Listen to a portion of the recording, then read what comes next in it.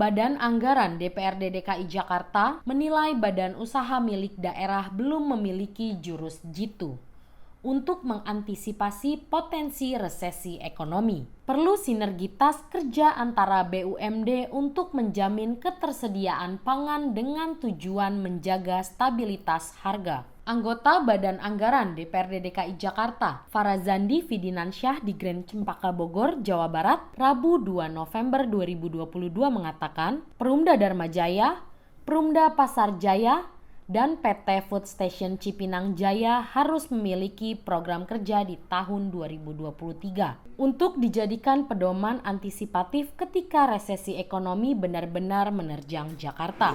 Agar segera dibentuk super holding pangan seperti yang sudah dilakukan di nasional, di BUMN.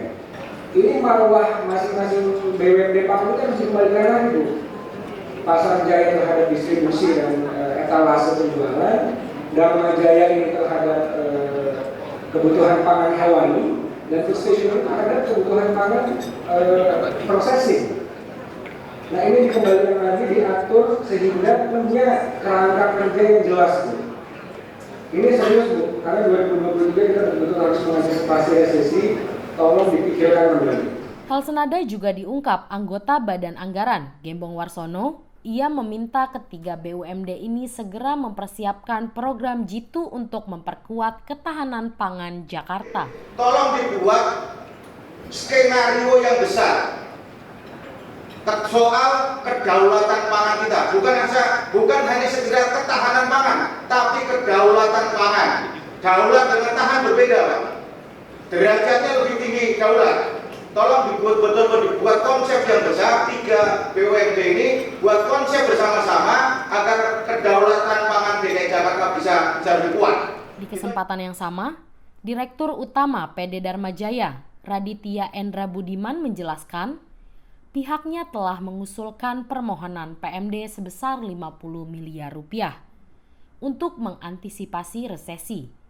Masing-masing yakni 40 miliar rupiah untuk pembuatan cold storage dengan kapasitas 2.000 ton dan 10 miliar rupiah untuk membuat pabrik pengolahan. Itu kami sudah merencanakan untuk membangun cold storage juga, karena untuk menjaga ketahanan pangan itu kami memerlukan stok yang cukup.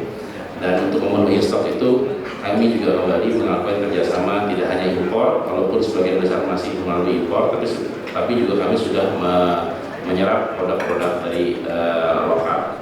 Sedangkan di Rut PT Food Station Cipinang Jaya, Pamri Hardi Wiraryo mengungkapkan pihaknya sudah mempersiapkan antisipasi resesi. Selain konsen di stok beras, ia juga mengaku akan menanam jagung untuk diolah menjadi pakan ternak ayam, sehingga dapat menghasilkan telur tanpa perlu mengeluarkan biaya pakan.